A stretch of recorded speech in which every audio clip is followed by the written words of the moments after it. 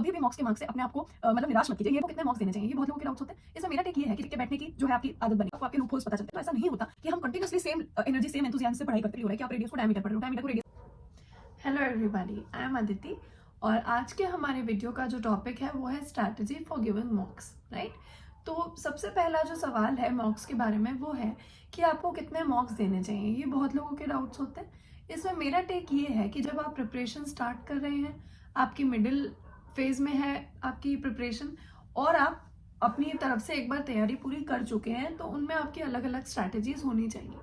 जब आपकी preparation start हो रही है तो मेरे हिसाब से आपको हफ्ते में या 2 हफ्ते में एक मॉक देना चाहिए। इससे आपको फायदा क्या होगा, एक तो आपको 1 घंटे टिक के बैठने की जो है आपकी आदत बनेगी, उससे आपका कॉन्सेंट्रेशन भी इंक्रीज होगा and it will obviously help you in the long run. दूसरा फायदा ये है कि आपको ये पता चलेगा कि क्वेश्चंस किस टाइप के आते हैं। जब आप पढ़ाई कर रहे हैं तो आपको ऐसा कौन सा डेटा है, ऐसे कौन से टाइप के क्वेश्चंस हैं जिन पे आपका फोकस होना चाहिए, जो एग्जाम में पूछे जा सकते हैं, राइट।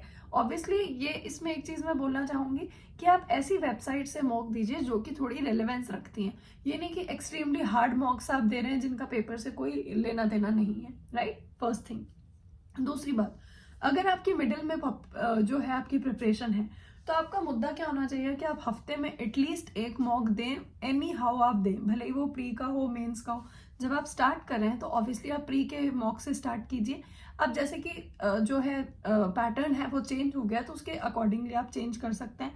आप हफ्ते में एक मॉक दे सकते हैं प्री का, फिर अगले हफ्ते दे सकते हैं मेंस का। बट मेरा जो मानना है वो ये है कि आप एक बार स्टार्ट सिर्फ प्री के मॉक से कीजिए, उसमें अच्छे मार्क्स स्कोर करने की कोशिश कीजिए ताकि आपकी चारों सब्जेक्ट्स की इक्वल तैयारी हो सके और मतलब एज एन आप इक्वल डिवोट कर सके टाइम चारों सब्जेक्ट्स के ऊपर, राइट। लास्ट फेज जो है हमारा, जब आपकी प्रिपरेशन एक तरीके से पूरी हो चुकी है तो आपकी क्या स्ट्रैटेजी होनी चाहिए कि आप हफ्ते में 2 मॉक दो। जैसे कि एक मॉक आप दे सकते हैं वेडनेसडे को, अगला मॉक आप दे सकते हैं संडे को। इससे आपका फायदा क्या होगा, वेडनेसडे को जो आपने मॉक दिया, राइट, उसमें आपके जो भी कमियां रही, आपके हिसाब से आपकी तैयारी कंप्लीट है। ऑब्वियसली हम ये बात मानते हैं कि तैयारी कभी कंप्लीट नहीं होती, पेपर कितना भी एक्सटेंड हो जाए, पेपर कभी भी हो, आप ऐसा नहीं होगा कि आज के दिन मेरा कोर्स कंप्लीट हो चुका है और अब नेक्स्ट मुझे कुछ और करने की जरूरत नहीं है। बट स्टिल जब आप तैयारी के एक ऐसे फेज में हैं जहां पर आपको लगता है कि यस मैं मोस्ट ऑफ द चीजें कर चुका हूँ और अब सिर्फ मेरे को रिपीटेड रिविजन्स की जरूरत है, उस टाइम आप जो ये मॉक्स देते हैं इससे ये फायदा होता है, एक तो आपको आपके लूप होल्स पता चलते हैं। इसके बारे में हम बात करेंगे कि आपको मॉक्स का एनालिसिस कैसे करना है, बट मेन जो मुद्दा है वो ये है कि आपको आपके लूप होल्स पता चले, राइट। कि आपके जैसे आपने टाइम स्पीड एंड डिस्टेंस कर लिया अच्छे से एग्जाम्पल, अब इसमें कुछ ऐसे टॉपिक्स, कुछ ऐसे क्वेश्चंस हैं कुछ पर्टिकुलर टाइप के जिनके लॉजिक आपको समझ नहीं आ रहे, या अगर आप मान लीजिए ट्रिक से कर रहे हैं तो उनकी ट्रिक्स आपके दिमाग में नहीं बैठ रही, एज एन मॉक करते टाइम वो आपको स्ट्राइक नहीं कर रही हैं। तो ऐसे क्या होता है कि ये वाले जो क्वेश्चंस होते हैं उनकी एक अलग से एक लिस्ट मेंटेन हो जाती है जिससे आपको मॉक्स का फायदा मिलता है। सेकेंड चीज जो मॉक्स से फायदा है वो ये है कि मॉक्स आपकी तैयारी को एक डायरेक्शन देता है। जैसे कि मैंने अभी आपको बताया कि जब आप मॉक देते हैं और आप मार्क करते हैं कि हाँ ये मेरी तैयारी जो है वो सही, ये चैप्टर्स मेरे पूरे हैं, ये चैप्टर्स से मुझे थोड़ी कुछ चीज़ों पे और मेहनत करने की ज़रूरत है, तो आपके इससे जो तैयारी होती है वो हमेशा ट्रैक पे आती है। तीसरी बात ये है कि जब हम मॉक्स देते हैं या हम तैयारी के फेज में होते हैं तो ऐसा नहीं होता कि हम continuously same energy same enthusiasm से पढ़ाई करते हैं। You all agree to that I guess. ऐसा बार बार होता है कि हम थोड़ा सा लेथार्जिक हो जाते हैं, कभी कभी हम ओवर एक्टिव हो जाते हैं पढ़ाई में। मॉक्स क्या होते हैं, उस चीज को एक स्टेबिलिटी देते हैं। बीच में अगर आपको पता है संडे को एक मॉक देना है, मुझे वेडनेसडे को एक मॉक देना है, तो आपकी क्या होता है उससे पढ़ाई चैनलाइज होती है, राइट। नेक्स्ट बात जो हम करेंगे वो है एनालिसिस की। मॉक्स का एनालिसिस आपको कैसे करना चाहिए।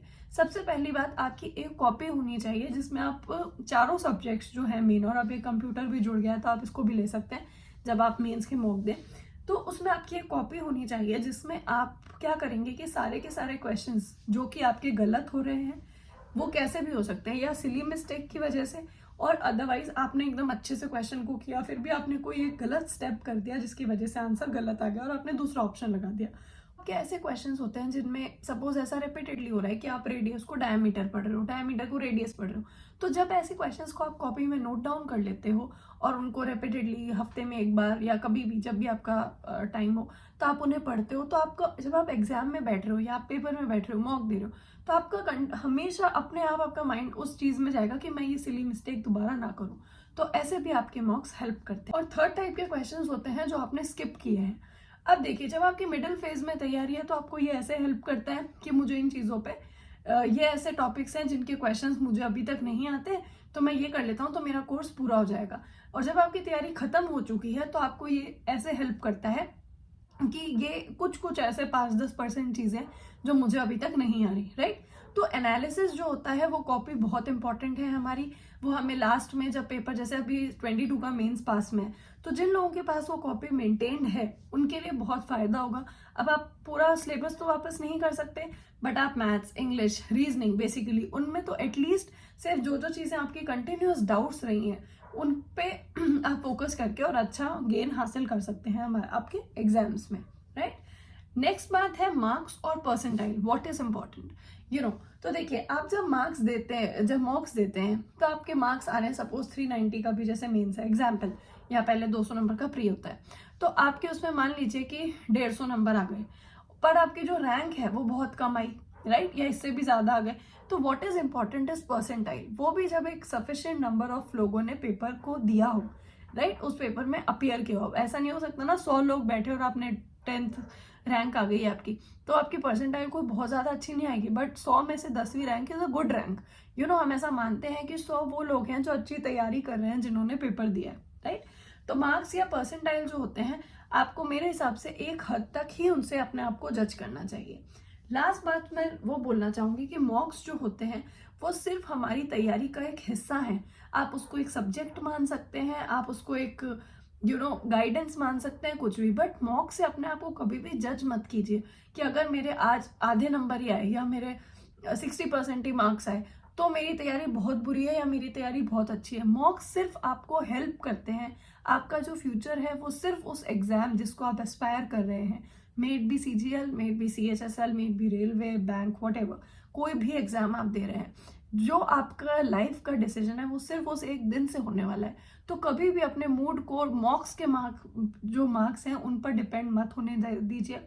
अच्छे से मेहनत कीजिए। जैसे आप मान लीजिए सिलेबस कंप्लीट करते हैं तो जरूरी नहीं है ना कि आप वापस उस सब्जेक्ट को, अगर उस चैप्टर को आप रिवाइज करने आएंगे तो आपको उसमें सब कुछ आता ही होगा, तो आप उसे जज नहीं करते ना, आप क्या करते हैं, वापस पढ़ना स्टार्ट कर देते हैं। सिमिलरली आप मॉक्स को इस तरीके से इस्तेमाल कीजिए। कभी भी मॉक्स के मार्क्स से अपने आप को मतलब निराश मत कीजिए, ये मैं आपको कहना चाहूंगी। मेरी जैसे कि CGL में 218 रैंक थी। अब मैंने जितने भी मॉक्स दिए, ऐसा हमेशा नहीं होता था कि मेरी हमेशा अच्छी रैंक आती थी या मेरी हमेशा बुरी। जैसे कि मैं मानती हूँ एक डिसेंट रैंक है मेरी रैंक, तो आप ये देखिए, ऐसा नहीं था कि मेरे मार्क्स हमेशा ही जितने मेरे CGL फाइनल में आए, ऑब्वियसली नॉर्मलाइजेशन हो गया और वो सब अलग एक मैटर है, बाकी हम रॉ मार्क्स की बात करें तो ऐसा नहीं था कि हमेशा मॉक्स में उतने ही मार्क्स आते थे। मैं ये जरूर बोलूंगी कि आप मॉक्स में हो चाहे एग्जाम में हो, आप हाईएस्ट मार्क्स को हमेशा एस्पायर कीजिए, फुल मार्क्स, कि हमेशा ये सोचिए, हमेशा बी पॉजिटिव कि मेरे फुल मार्क्स आएंगे। और फिर आप मॉक्स को हो, पढ़ाई को हो, हर चीज को, एग्जाम से पहले जो भी चीज है वो एक ही बड़ी स्टोरी का एक छोटा सा हिस्सा है, वो आपकी तैयारी है। मॉक से कभी अपने आप को जज मत कीजिए, बट ये जरूर ध्यान रखिए कि अगर आपके किसी मॉक्स में रिपीटेडली एक तरीके की गलतियां हो रही हैं तो उनको जरूर अपनी तैयारी के दौरान सही कर लीजिए। That is what I want to say. Thank you so much. I hope you will comment और आप बताएंगे आपको इस वीडियो से कुछ अगर सीखने को मिला हो तो, एंड ऑल्सो डू कमेंट अगर आपको किसी और चीज पे वीडियो चाहिए तो। Thank you so much. Do like, share and subscribe and please comment. Thank you so much.